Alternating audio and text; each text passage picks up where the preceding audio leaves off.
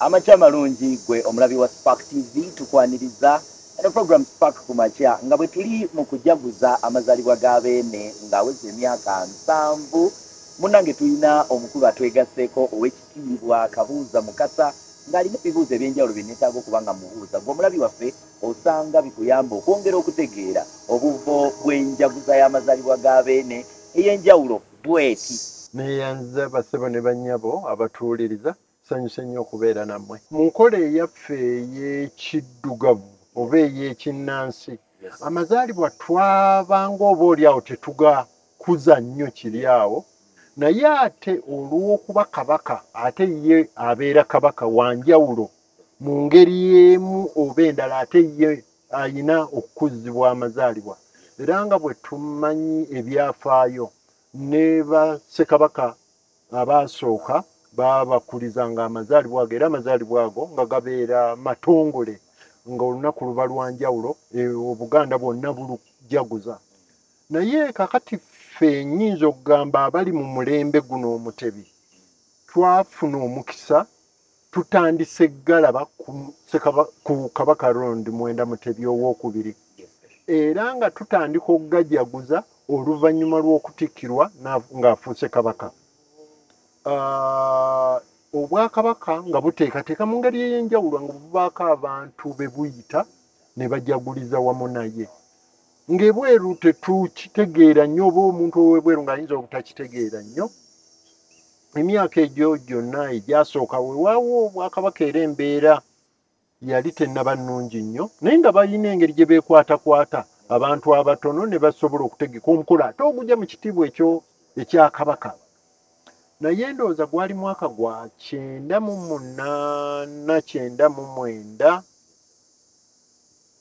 Ebiseera ebyo nzijukira nti nali mu minisitule y'abavubuka wamu n'Oweekitiibwa Charles Peter Mayiga nga ye yankulembera, nze ne mbeera omumyuka we ku nsonga z'abavubuka.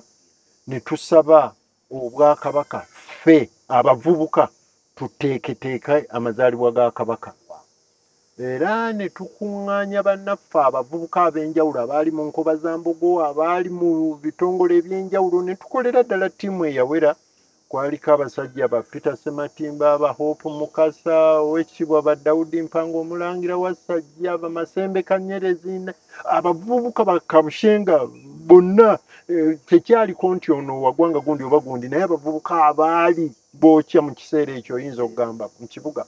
Ne tukuŋŋaana ne tukola omukolo, obwakabaka bwatuwa olukusa ne tutegeka omukolo gwe ndowooza nti gwali gwa njawulo kuba ogwo gwagaziwa okusinziira ku gwabeeranga awo gw'abatono.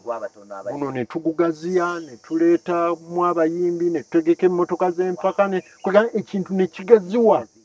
Ekintu bwe kyagaziwa mu gimu ku mikolo kabaka kwe yali ayogerera, naye we yalangirira nti omulembe guno gulibalibwa nti mulembe gw'abavubuka, n'aba nga yagutukwasa ng'abavubuka, n'aba nga atusoomoozezza ng'abavubuka. Kati ffe ng'abavubuka kiki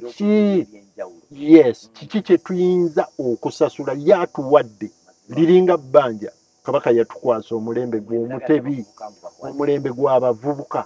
Kati ffe abavubuka buli omu asigale nga yeebuuza kiki kye nnina okukola okuddiza beene, kiki kye nnina okukola okuddiza obwakabaka.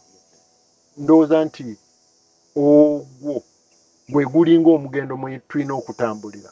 Kabaka ye omulembe yagutukwasa, ebisigadde byaffe. Njagala osigire n'omuntu ekifaananyi impact ki enkola eno gyetaddewo ku Buganda n'eggwanga Uganda at large.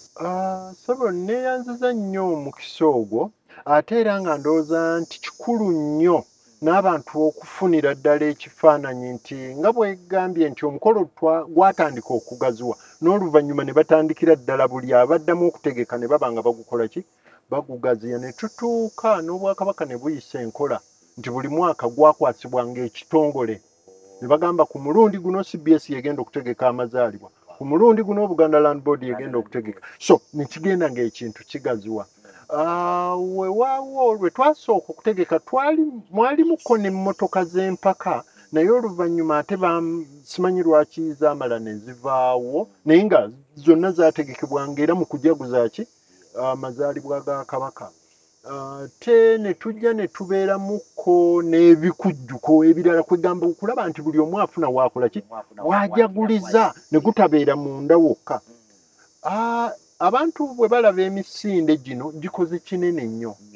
Emisinde gino giyamba okukunga abantu kwegamba mu okujagulizaako kabaka naye ate mulimu n'okutuusa obubaka eri abantu ba Buganda.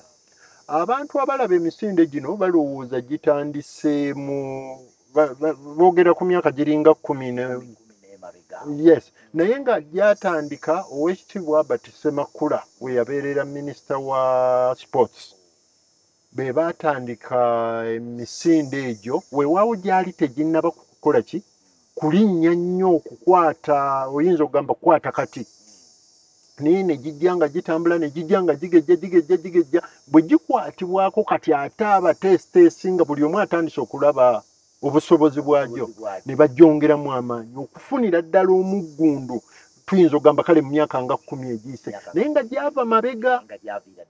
Abasajja mwalimu omusajja omwami owa Samona nzijukira nti ye yakubisa ne gundi ezo ezasooka nga y'omu ku baali bagisponsoringa n'abalala ne bajja so ne gigenda nga gigejja kati we gituuse gifuuse kumpi gya nsi yonna era buli omu agyogerako era buli omu agyettanira awatali kulowooza nti Muganda oba si Muganda oba owagira oba towagira naye olwa cause eyo eba etunuuliddwa buli omu awulira nga kimukakatako